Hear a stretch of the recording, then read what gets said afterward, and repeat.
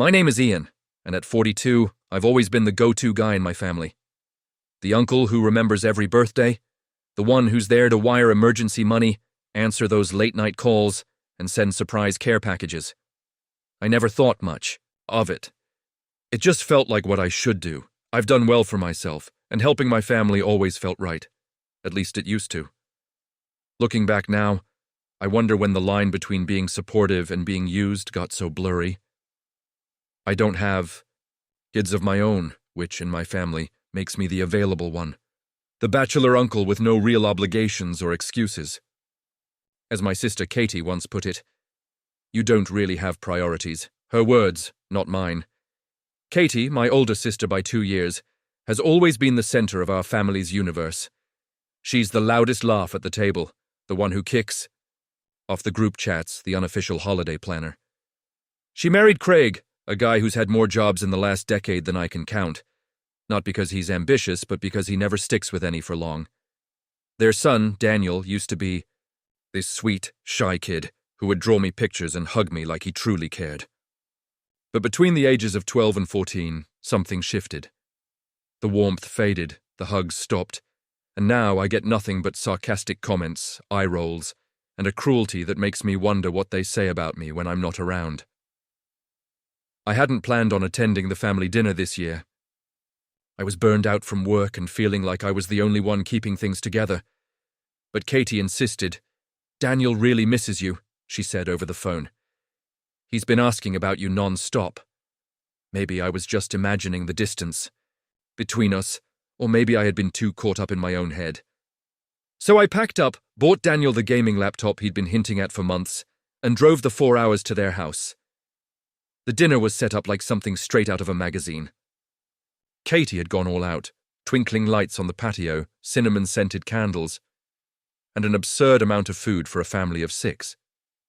Her in-laws, along with Craig's cousin and her kids, made the place loud and crowded.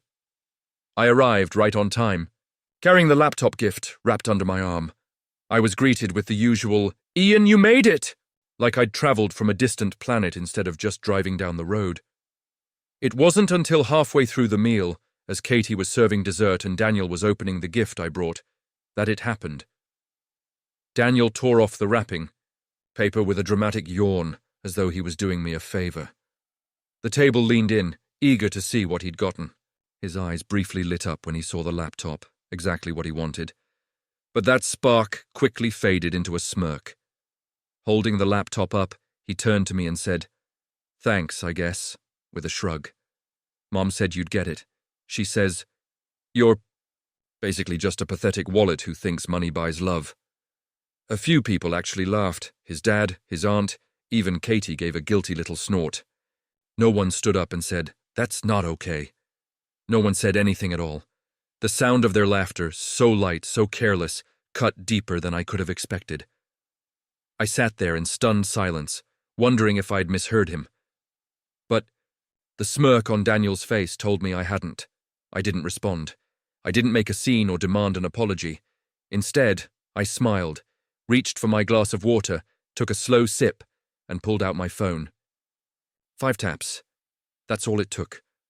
One by one, I cancelled all the things I'd been paying for, the streaming subscriptions, the shared family phone plan, the monthly rent payments I'd been covering ever since Craig lost his last job, and even Daniel's expensive online tutoring program.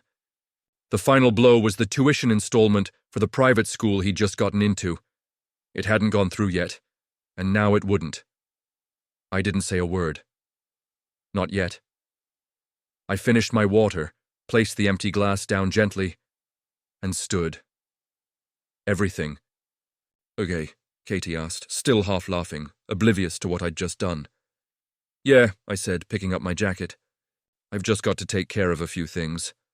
"Oh, don't be dramatic," she rolled her eyes. "Daniel's just being a teenager." "That's exactly what I'm doing," I said, "taking care of things." And then I walked out. Quietly, no slamming doors, no dramatic exits, just me leaving the house and stepping into the cool evening air. I let the door close behind me. I didn't go home right away. Instead, I checked into a nearby hotel, sat on the edge of the bed, and stared at the wall for an hour. I wasn't angry, at least not exactly. I was done. done with the transactional.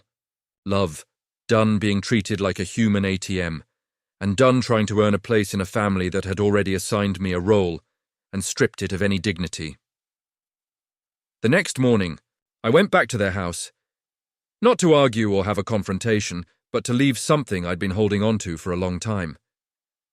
A small wooden box, nothing fancy, just something I'd carved years ago during a brief stint in woodworking. Inside, there was a folded letter, a few photos, and one thing they weren't expecting. I left it on the kitchen counter while the house was still quiet.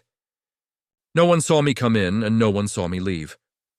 They found the box later that afternoon. The letter inside was handwritten, not typed or angrily scrawled, just steady, clean penmanship on thick, cream-colored paper, the kind I used for holiday. Guards, before they all started tossing them unopened into a pile. The letter began with one simple sentence, underlined in darker ink. "This is everything you never bothered to ask." From there, the letter unfolded like a quiet avalanche. I started with Daniel. I reminded him of the time I waited outside in the freezing cold for 3 hours, attending his school concert because no one else could make it, and how he cried when he saw me in the front row. I reminded him of the robot building kit he begged for on his 10th birthday, and how I skipped out on a company bonus trip to afford it. I told him how proud I'd been when he used it to win his middle school science fair. I reminded him of the hours we spent together building Lego cities, sharing his dreams of becoming an engineer. Then I shifted to Katie. I laid it all out, calmly and factually, like a ledger, every rent payment I'd made since Craig's third, job loss, 78 payments in total. The car insurance for both their vehicles, the $3,200 loan for their house down payment, the emergency dental procedure when Craig cracked his molar but refused to get insurance, the groceries during COVID, the birthday parties, the field trips, the school applications, the clothes, everything that was a need in their world. But more importantly, I pointed out the things that couldn't be itemized. The phone calls I answered when no one else would. The nights I stayed on the line with Katie while she cried in the garage, feeling trapped. The time I drove 3 hours in a thunderstorm just because she didn't want to be alone when Craig stormed out. The times I kept secrets, took the blame, and bit my tongue. At the bottom of the letter, I added a single postscript. You didn't lose me because of a laptop. You lost me because you turned love into a receipt and then mocked the one person still paying. The snapshots in the box were of the three of us, me, Katie, and Daniel, from years ago. A camping trip, a birthday party at a bowling alley, a random Saturday with ice cream on our faces and sunburns on our cheeks. Back when things weren't perfect, but they were real. I'd kept these photos in a drawer for years, and now they were theirs to keep, or ignore. And beneath those photos, there was one final thing. A check made out to myself, cancelled and torn neatly down the middle, then taped back together.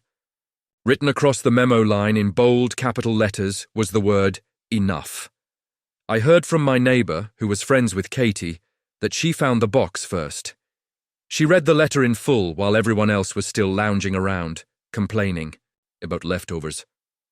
Apparently, she didn't speak for a long time afterward, just staring at the box as though it had sucked all the air out of the room. She showed it to Craig first, but he scoffed, muttered something about me being dramatic, and went back to watching football. But Katie didn't react like that. She kept reading the letter over and over. Daniel found the box last. He opened it, probably thinking there might be another gift inside. When he saw the torn check, he reportedly asked, "Wait, what does this mean?" But no one answered him. Later that evening, my phone buzzed. It was a text from Katie. "I didn't know it was this bad. I'm sorry. Please talk to me." I stared at the message for a long time, long enough for the screen to dim and lock itself before I realized my thumb hadn't moved. But I didn't reply. I didn't block her, didn't scream, didn't send back some monologue of hurt or forgiveness. I just sat with it. Because that silence, the space between sending a message and the nothing that follows, that's where they'd lived for years. Now they could stay there a while longer. I moved into a quiet rental about 45 minutes from my old place, close enough to work, but far enough from family. I didn't tell anyone the address, changed my number, got a new email. I started small. Got back into woodworking, met a few neighbors, and began sleeping through the night without keeping my phone within arm's reach, just in case. Then came the next message. Please, Daniel's been asking where you are. He's not okay. I didn't respond to that second message either. For a week, nothing followed. Then came the third one, longer and more frantic. I told him what I said. I told him what I let him say. I was wrong. I don't know how to undo. He hasn't touched the laptop. He hasn't come out of his room. Please, Ian, he doesn't hate you. He's just... The message cut off there. I let it sit. See, I wasn't trying to punish the kid. I knew Daniel was still young and under the influence of those around him. But when he said those words, when he smirked and delivered them like a punchline at my expense, I saw the future. I saw a grown man who would never respect the hands that fed him, because he'd been raised to believe those hands owed him everything. I wasn't going to help raise that man. That's when I started writing my second letter, not to Katie, but to Daniel. It took days. I'd write a few lines, walk away, come back and scratch half of them out. I didn't want to sound bitter. I didn't want to lash out. I wanted him to understand. Not just what he said, but what it meant and what it cost. When I finally sent it, through regular mail with no signature required, it was 8 pages long. Handwritten again. At the end, I attached a small photo, one I'd never shared with them before. It was from the day I surprised Daniel with tickets to the robotics convention 3 years ago. The one he'd told everyone was the best weekend of his life. He was holding the prototype he'd built, beaming, arms raised like he'd just won gold. And next to him, I was smiling, not for the camera, but for him.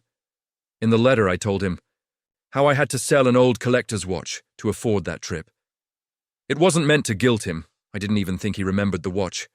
But I wanted him to know that real love often hides in the details we never mention. The cancelled trips, the skipped upgrades, the silent sacrifices made.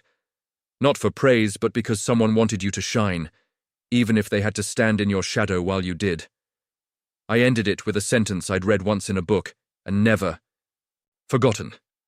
When you mock the hand that feeds you, don't be surprised when it closes. The letter arrived on a Tuesday. I know because Wednesday morning, my new phone, one only a handful of people had the number to, lit up with a call from a strange area code.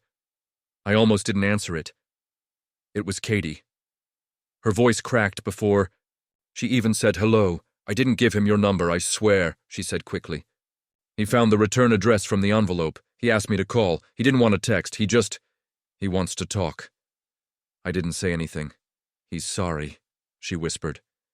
I was still silent, not out of anger, but just waiting. Then Katie continued. He's not asking for anything. He said to tell you he never realized how much you were doing, that we never made space for you, only what you could give. There was a pause, and then her voice dropped. I was wrong, Ian. I really thought we were a family. But we weren't. We were just taking. And for the first time in months, I let myself breathe deep.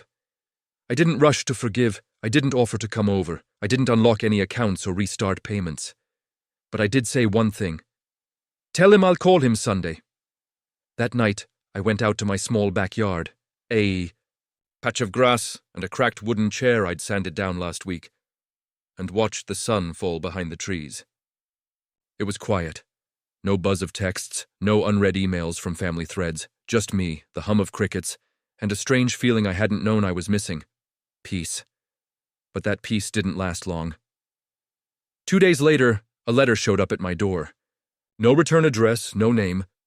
Inside a note, you've made your point, now undo the damage before we do. That changed everything. I stared at the note for a long time. The handwriting was clipped, rushed, but familiar. No name, no threat spelled out, but the tone. The tone was venom with a velvet glove. There was only one person I knew who could write like that, Craig. I held the paper between my fingers, half expecting it to combust from the heat rolling off my skin. So that's how it was going to be. No apology, no accountability, just a mask slipping for one brief second, revealing the man who'd been quietly pulling strings in the background for years, getting what he wanted while smiling for the camera. Didn't call Daniel that Sunday. Instead, I called my lawyer Monday morning, I'll be honest. For a few days, I second-guessed everything. Was I overreacting? Was I really going to go this far, over a few cruel words and years of neglect? But that letter, that warning was a pivot, a declaration that said, "We've taken from you for this long, and we'll keep taking until you're dry. And if you try to stop us, we'll play victim." So, I got methodical.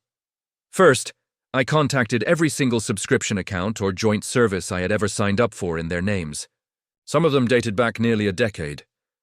Old streaming platforms, a second car lease I'd foolishly co-signed, even the emergency credit card that Craig had convinced me to open, just in case the kids ever needed something, was cancelled. I called the bank, flagged everything, froze the secondary card and closed the linked accounts. No trace of my name remained in their financial system. Then, I contacted Daniel's school. I informed them that I would no longer be responsible for his tuition and that all future invoices should be sent directly to the primary guardians. The woman on the phone hesitated, then said, "We've been meaning to contact you. There's an outstanding balance." Of course there was. Apparently, Craig had ignored several payment reminders, assuming, as he always did, that I would cover the gap at the last minute. But not this time. Next, I dug through my files.